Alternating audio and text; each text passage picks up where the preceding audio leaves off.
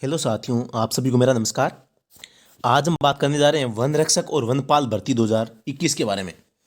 साथियों, ये 2000 आपको 2016 में बीकानेर वन्यजीव अभ्यारण्य वन्यजीव जो विभाग है दोस्तों बीकानेर में, उसके द्वारा पेपर करवाया गया था। उसको मैं आपके सामने रख रहा हूँ। दोस्तों, ये पसंद आए तो लाइक, नहीं तो आपके हिसाब से लाइक करना है, डिसलाइक करना है, आप अपने हिसाब से देख लीजिए। और सब्सक्राइब करोगे या नहीं करोगे वो भी अपने हिसाब से आप देख लेना। तो शुरू करते हैं आज का ये वीडियो। सबसे पहला प्रश्न है दोस्तों दोस्तों हम बात कर रहे हैं वनपाल और वनरक्षक पेपर की। रेशम उत्पादन से संबंध रखने वाले पौधे का नाम है कपास, सहतूत, अमलतास, आम। तो दोस्तों जो रेशम उत्पादन से संबंधित है वो है सहतूत। प्रश्न संख्या 2 है, सीता माता वन्यजीव अभ्यारण्य मुख्यतः किस वन्यजीव के लिए प्रसिद्ध है? शेर, उड़न गिलहरी, भालू, काला हिरण। तो जो सीता माता वन्यजीव अभ्यारण्य है दोस्तों वह उड़न गिलहरी के लिए प्रसिद्ध है। सीता माता वन्यजीव अभ्यारण्य प्रतापगढ़, उदयपुर और चित्तौड़गढ़ जिले में स्थित है। दोस्तों ध्यान रखना, सीता माता अभ्यारण्य कौन से 3 जिलों में? प्रतापगढ़, उदयपुर और चित्तौड़गढ़। 1979 में स्थापित यह अभ्यारण्य पीले रंग की उड़ने वाली गिलहरी के लिए प्रसिद्ध है। पीले रंग की उड़ने वाली गिलहरी, उड़न गिलहरी के लिए तो है ही, वो भी पीले रंग की। यह सर्वाधिक जैव विविधता वाला अभ्यारण्य है। इसमें सागवान के वृक्ष भी पाए जाते हैं। यहाँ एंटीलोप प्रजाति का चौसिंगा हिरण पाया जाता है। चौसिंगा हिरण कौन सी प्रजाति का? एंटीलोप प्रजाति का। दोस्तों यहाँ सर्वाधिक जैव विविधता। तो दोस्तों यहाँ जो जैव पदार्थ ये आपके पेड़ पौधे होते हैं ये दोस्तों सबसे ज़्यादा पाए जाते हैं।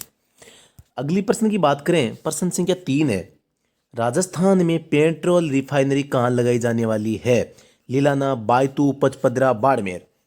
तो साथियों इस प्रश्न का उत्तर हो जाएगा पंचपदरा बाड़मेर में। HPCL Rajasthan refinery limited Pachpadra में स्थापित की जा रही है। 43,129 करोड़ रुपए वाली इस परियोजना एचपीसीएल की भागीदारी 74% व राज्य सरकार का शेयर इसमें 26% है। 74 और 26 के अनुपात में इसमें जो करार हुआ है, एमओयू हुआ है, वो हुआ है। तो साथियों इसमें कुल लागत कितनी है? 43,129 करोड़ रुपए। और इसमें एचपीसीएल जो कंपनी इसकी भागीदारी 74% है और राज्य सरकार की 26% है।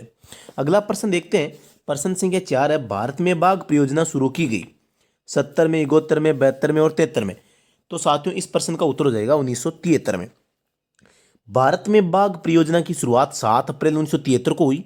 वर्तमान में देश में 50 बाघ परियोजना चल रही है। राजस्थान की बात की जाए तो 1974 में शुरू हुई है साथियों। प्रश्न संख्या 5 देखा जाए, पक्षियों को महत्व देने वाली कौन सी शैली है? जयपुर, बूंदी, उदयपुर और देवगढ़। एक होता है शिकार शैली जो कि कोटा की है, जबकि जो पशु पक्षियों और प्रकृति चित्रण के लिए दोस्तों बूंदी है वो प्रसिद्ध है। बूंदी चित्र शैली में पशु पक्षियों का श्रेष्ठ चित्रण हुआ है। इस कारण यह पशु पक्षी चित्र शैली कहलाती है। राजा उमेद सिंह का काल बूंदी शैली का उत्कृष्ट काल माना जाता है। प्रश्न संख्या 6, लंदन किस नदी के किनारे स्थित? थेम्स, नील, डेन्यूब, उपयुक्त में से कोई नहीं। तो साथियों इस प्रश्न का उत्तर हो जाएगा थेम्स। प्रश्न संख्या 7 देखते हैं, निम्न में से कौन सा राज्य सभी ओर से भूमिबद्ध है? ऐसा राज्य जिसके चारों ओर क्या है, भूमि है। महाराष्ट्र, गुजरात, आंध्र प्रदेश, छत्तीसगढ़। तो साथियों इस प्रश्न का उत्तर हो जाएगा छत्तीसगढ़, क्योंकि दोस्तों बाकी जो ये राज्य हैं इन सब के एक या एक से अधिक और है वो पानी है। तेरह ताली नृत्य किस अवसर पर किया जाता है? तो आपको बताना, तेरह ताली नृत्य सब जानते हैं रामदेव जी के मेले में किया जाता है। ऑप्शन नंबर 2 करेक्ट हो जाएगा। तेरह ताली नृत्य राजस्थान में कामड़ जाति, ध्यान रखना, तेरह ताली नृत्य राजस्थान में कामड़ जाति की महिलाओं एवं पुरुषों द्वारा बाबा रामदेव जी की आराधना में डीडवना, पोकरण, पात्रण गांव, पाली, उदयपुर व 13 मंजिलों की सहायता से 13 भंगिमाओं के साथ ये नृत्य किया जाता है। प्रमुख कलाकार कौन है? मांगीबाई, मोहनी, नारायणी, लक्ष्मणदास, कामड़ आदि। अब है दोस्तों अगला प्रश्न है, प्रश्न संख्या 9, राष्ट्रीय ध्वज में कितने स्पोक होते हैं? जो हमारा राष्ट्रीय ध्वज है आप सबको पता है उसमें 3 रंग होते हैं। जो बीच का रंग है उसमें एक गोल आकृति बनी हुई है जिसमें 24 तीलियां हैं, अशोक चक्र उसमें बना हुआ है। और उन तीलियों की संख्या साथियों कितनी है? साथियों 24 तीलियां हैं। और प्रत्येक 2 तीलियों के बीच में जो कोण बनता है वो लगभग 15 डिग्री का बनता है। तो इस प्रकार इसमें स्पोक है 24 है। भारत की संविधान सभा ने राष्ट्रीय ध्वज को 22 जुलाई 1947 को अपनाया गया। ध्वज की सफेद पट्टी के बीच में नीले रंग का एक चक्र है जिसमें 24 तीलियां हैं। 24 तीलियां, दो तीलियों के बीच 15 डिग्री का कोण है जो कि 24 घंटे का द्योतक है। तो साथियों, आपको याद रखना है कि जो राष्ट्रीय ध्वज है हमारा 22 जुलाई 1947 को इसको अपनाया गया है। 22 जुलाई 1947। प्रश्न संख्या 10 है, महाराणा प्रताप मुगल सेना से बचकर निम्न में से किस स्थान पर छिपे थे? दक्षिण भारत, मालवा, छन छन की पहाड़ियों में इनमें से कोई नहीं। तो साथियों, इस प्रश्न का उत्तर हो जाएगा ऑप्शन नंबर 2, छन छन की पहाड़ियों में। प्रश्न संख्या 11 है, प्रकाश का विलोम है। सिंपल प्रश्न है, हिंदी का प्रश्न है। प्रकाश का विलोम है साथियों अंधेरा। विश्व की सबसे गहरी समुद्री गर्त कौन सी है? गर्त साथियों, इस प्रश्न का उत्तर हो जाएगा चैलेंजर गर्त। अब चैलेंजर गर्त कहाँ है? मेरियाना गर्त विश्व का प्रमुख व बहुत ही गहरा महासागरीय गर्त है। गर्त की अधिकतम गहराई है चैलेंजर डीप कहलाती है, जो कि 10,994 मीटर गहरी है। ये आपके प्रशांत महासागर में है साथियों, आप याद रखना। वास्को डी गामा ने भारत में पहली बार कब कदम रखा था? वास्को डी गामा भारत में सर्वप्रथम कब आया था? तो साथियों, इस प्रश्न का उत्तर हो जाएगा option number 2, 1498। Vasco D gamma 1498 में कालीकट बंदरगाह आया था। इस समय वहाँ जमोरिन शासक था। वास्को डी गामा अफ्रीका के दक्षिण कोने होते हुए भारत में पहुंचा था। अगला प्रश्न है साथियों, प्रश्न संख्या 14 है, वंदे मातरम के रचयिता कौन है? रविंद्रनाथ टैगोर, बंकिम चंद्र चटर्जी, अरविंद घोष, सुमित्रा नंदन पंत। तो साथियों, इस प्रश्न का उत्तर हो जाएगा बंकिम चंद्र चटर्जी। वंदे मातरम के रचयिता है तो दोस्तों इसके कौन है? बंकिम चंद्र चटर्जी। ऊंट के मुंह में जीरा, इसका अर्थ क्या होता है? मतलब ऊंट का मुंह बड़ा होता है और उसके मुंह में जीरा डाला जाए तो वो कम ही होगा। तो साथियों, इसका अर्थ हो जाएगा अत्यंत कम। घी के दिए जलाना, अगर आप लोगों को तो तेल के दिए जलाने के लिए भी नहीं मिलते, अगर आपको घी के मिल रहे, इसका मतलब क्या हुआ? प्रकाश करना, अंधेरा दूर करना, खुशी मनाना, इनमें से कोई नहीं। तो साथियों, इस प्रश्न का उत्तर हो जाएगा खुशी मनाना। प्रश्न संख्या 17 है, गदर पार्टी का नेता थे भगत सिंह, लाला हरदयाल, बाल गंगाधर तिलक, वीडी सावरकर। तो साथियों, प्रश्न संख्या 17 है, इसका उत्तर हो जाएगा लाला हरदयाल। गदर पार्टी भारत को अंग्रेजों की पराधीनता से मुक्त कराने के उद्देश्य से बना एक संगठन था। इसे 15 जुलाई 1913 को सैन फ्रांसिस्को नगर में बनाया गया। लाला हरदयाल, सोहन सिंह भकना आदि प्रमुख सदस्य थे। तो ध्यान रखना है, जो ये गदर पार्टी है, गदर पार्टी के नेता कौन थे? लाला हरदयाल थे और इसकी स्थापना सन 15 जुलाई 1913 में होती है। कहाँ होती है? सैन फ्रांसिस्को में। सैन फ्रांसिस्को कहाँ है? यूएसए, मतलब अमेरिका में है। अगला प्रश्न की बात की जाए, प्रश्न संख्या 18 है, निम्न समीकरण में x का मान होगा। तो ये आपके सामने समीकरण दिया है और इसका जो उत्तर है, तो साथियों इसका उत्तर हो जाएगा ऑप्शन नंबर 3, 3/2।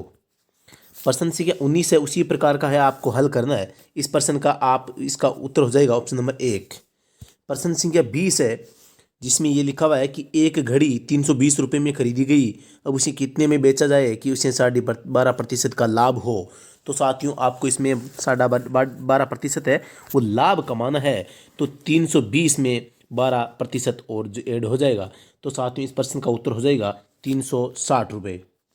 प्रश्न संख्या 21 है, फ्रांस की राजधानी का नाम है पेरिस, लंदन, मॉस्को, रोम। तो साथियों, इस प्रश्न का उत्तर हो जाएगा पेरिस। फ्रांस की राजधानी कहाँ है? पेरिस में। प्रश्न संख्या 22 है, कोई धन 12 वर्षों में अपने से 2 गुना हो जाता है तो कितने समय में वही धन अपने से 3 गुना हो जाता है? 12 वर्षों में अपने से 2 गुना हो जाता है तो कितने समय में वही धन अपने से 3 गुना हो जाएगा? तो साथियों, आपको बताना है कि कितने वर्षों में होगा।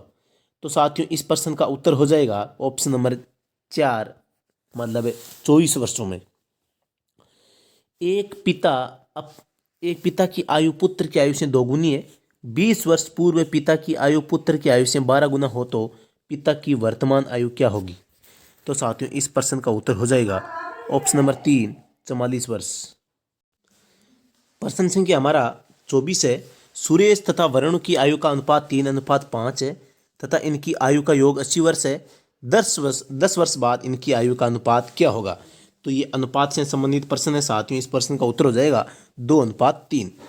लोंगोवाला की लड़ाई किस जिले में हुई थी? लोंगोवाला की लड़ाई किस जिले में हुई थी? तो साथियों इस प्रश्न का उत्तर हो जाएगा ऑप्शन नंबर 2, जैसलमेर में। अभी लोंगोवाला की लड़ाई क्या है? लोंगोवाला की लड़ाई 1971 में जैसलमेर जिले के लोंगोवाल में लड़ी गई, जिसमें 120 भारतीय सैनिकों ने 3000 पाकिस्तानी सैनिकों को हराया था। लोंगोवाला को पाकिस्तानी टैंकों का कब्रिस्तान भी कहा जाता है। तो दोस्तों ये स्थान कहाँ है? लोंगोवाला जैसलमेर में है। और यहाँ क्या हुआ था? पाकिस्तान और भारत की सेना के बीच में मुठभेड़ हुई थी। कब हुई थी? 1971 में। अब अगला प्रश्न है साथियों, प्रश्न संख्या 26 है, बिट्स कहाँ स्थित है? जयपुर, जैसलमेर, झुंझुनू, जोधपुर। तो साथियों इस प्रश्न का उत्तर हो जाएगा बिट्स है झुंझुनू में। अब ये क्या है? Bits Birla institute of technology of science, Pilani, Jhunjhunu में स्थित है, आप जानते होंगे।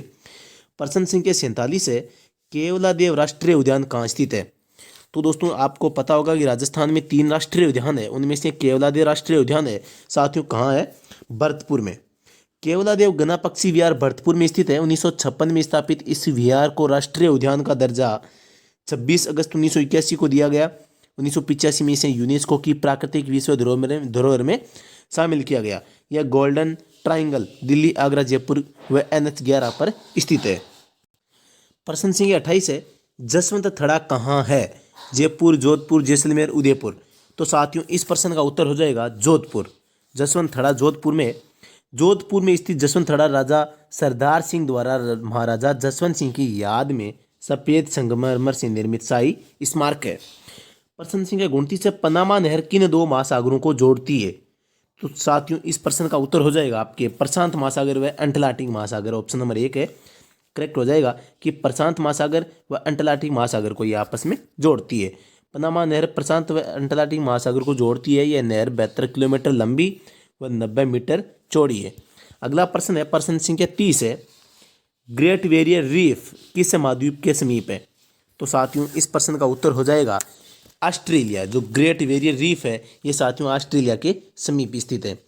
प्रश्न संख्या 31 है, विश्व ओलंपिक 2016 कहाँ खेले जाएंगे? तो दोस्तों विश्व के ओलंपिक गेम थे 2016 में, तो साथियों आपको पता होगा ये कहाँ थे? रियो डी जेनेरो में। ऑप्शन नंबर 1 करेक्ट हो जाएगा। प्रश्न संख्या 32 है, फिनलैंड की राजधानी का नाम क्या है? तो साथियों फिनलैंड की जो राजधानी है उसका नाम हेलसिंकी है। पानीपत की पहली लड़ाई कब लड़ी गई थी? साथियों बहुत अच्छा प्रश्न है कि पानीपत का जो प्रथम युद्ध है वो 1526 में हुआ था। और ये किन किन के बीच में हुआ था? पानीपत की प्रथम लड़ाई 1526 में बाबर की सेना तथा दिल्ली के सुल्तान इब्राहिम लोदी की सेना के मध्य लड़ा गया था। पानीपत हरियाणा में लड़े गए युद्ध में बाबर विजयी रहा था। तो ये है कि पानीपत की प्रथम लड़ाई कब हुई थी? 1526 में।